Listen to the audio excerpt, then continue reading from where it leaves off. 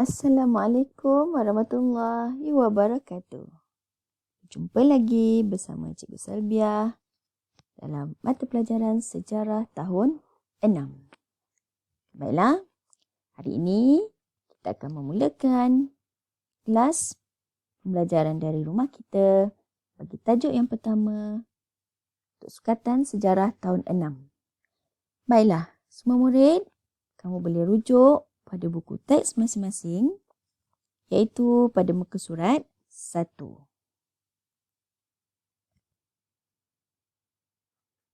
Bagi tajuk yang pertama, di bawah tajuk Negara Malaysia, Unit 1, Lahirnya Sebuah Cinta.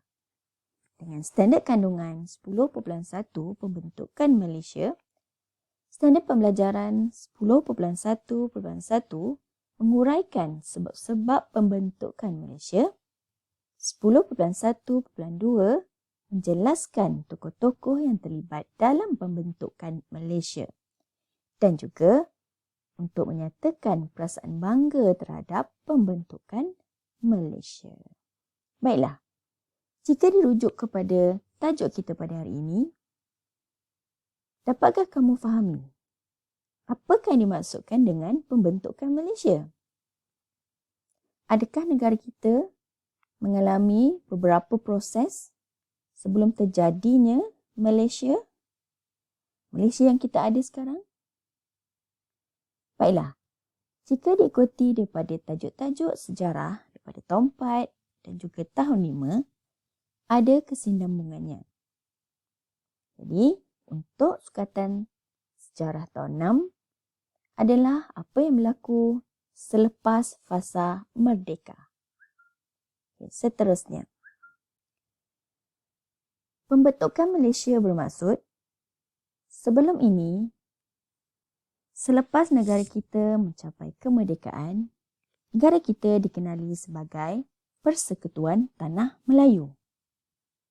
Jadi, apabila keadaan telah menjadi stabil, maka adalah cadangan untuk meningkatkan lagi keadaan kestabilan, kedamaian dan kemakmuran yang ada di negara Malaysia. Baiklah, pembentukan Malaysia, gagasan pembentukan Malaysia cadangkan oleh Tunku Abdul Rahman Putra Al-Haj di Singapura, iaitu pada 27 Mei 1961. Jadi, idea bagi pembentukan Malaysia ini dinyatakan oleh Tunku Abdul Rahman ketika beliau berada di Singapura dalam satu majlis bersama wartawan.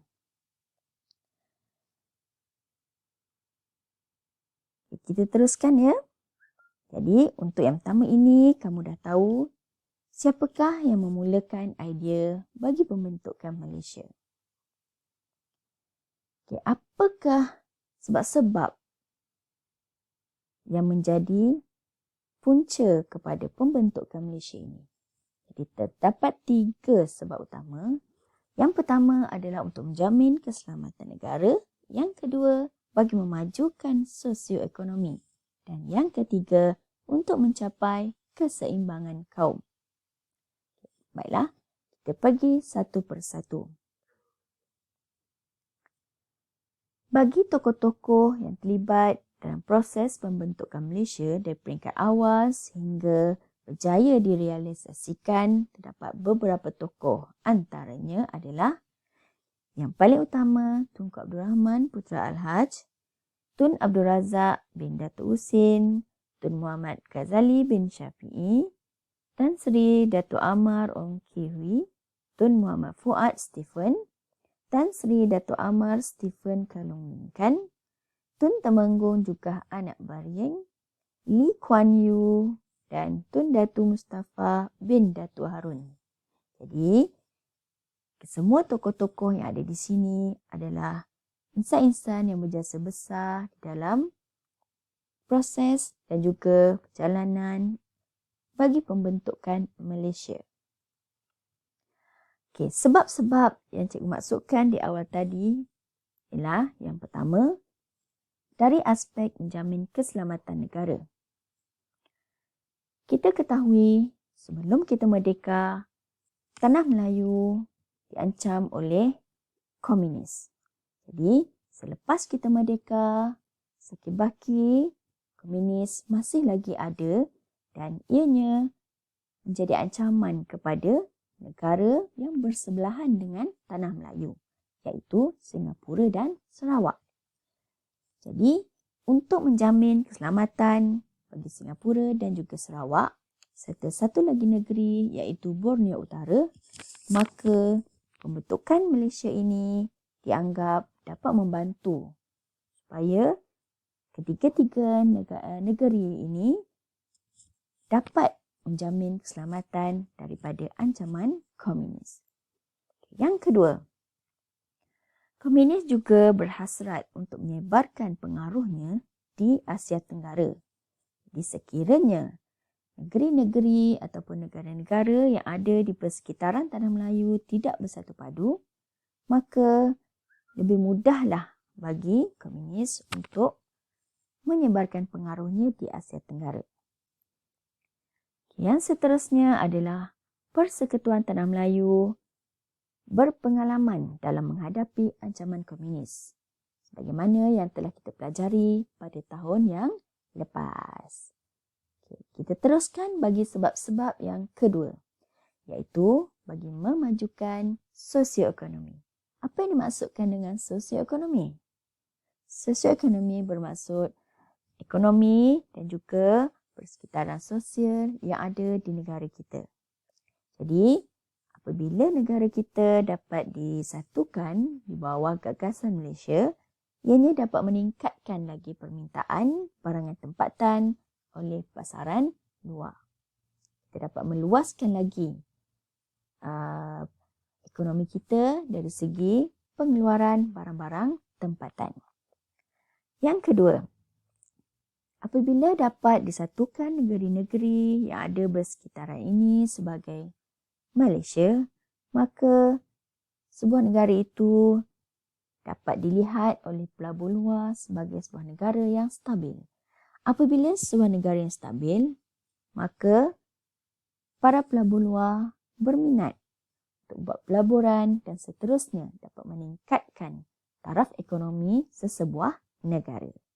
Jadi, apabila kita bersatu di bawah pembentukan Malaysia, maka perkara ini dapat direalisasikan. Dan yang ketiga adalah untuk memajukan taraf hidup rakyat.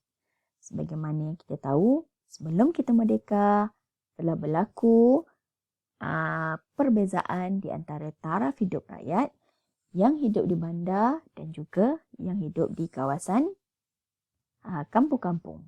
Jadi dengan adanya pembentukan Malaysia ini, kita dapat membantu supaya taraf hidup rakyat semakin meningkat. Okay, bagi sebab yang ketiga, untuk keseimbangan kaum. Apabila kita dapat bersatu di bawah satu negara yang besar, secara tidak langsung kita dapat membentuk keseimbangan kaum. Dan kita juga ketahui bahawa negara kita terdiri daripada pelbagai kaum. Jadi, kita dapat bersatu padu di bawah satu negara yang besar, iaitu Malaysia. Adakah setelah penjelasan cikgu, kamu dapat memahami apakah yang dimaksudkan dengan pembentukan Malaysia? Siapakah tokoh-tokohnya yang terlibat? Dan apakah sebab-sebab bagi pembentukan Malaysia? Bagus. Jadi, kamu boleh terus membaca di dalam buku teks masing-masing bagi mendapatkan maklumat tambahan. Dan juga, untuk seterusnya, supaya kita dapat mengingati dengan lebih baik, maka jom kita buat kerja sekolah. Apa kerjanya? Mudah sahaja.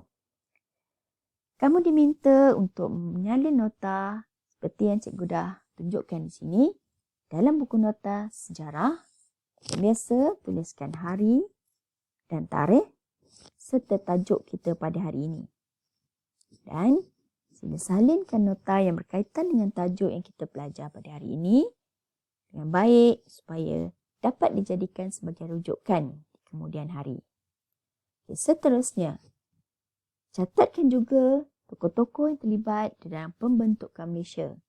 Kamu boleh membuat dalam bentuk peta pokok seperti mana yang cikgu tunjukkan ataupun gunakan peta pemikiran yang lain yang kamu lebih suka ataupun mengikut kreativiti masing-masing. Boleh? Cikgu rasa kamu boleh uruskan nota ini dengan baik. Dan yang ketiga, catatkan juga apakah sebab-sebab bagi pembentukan Malaysia. Contoh yang cikgu berikan seperti paparan, sekiranya kamu ada idea yang lebih baik, teruskan. Baiklah, jadi cikgu rasa untuk tajuk ini, itu sahaja.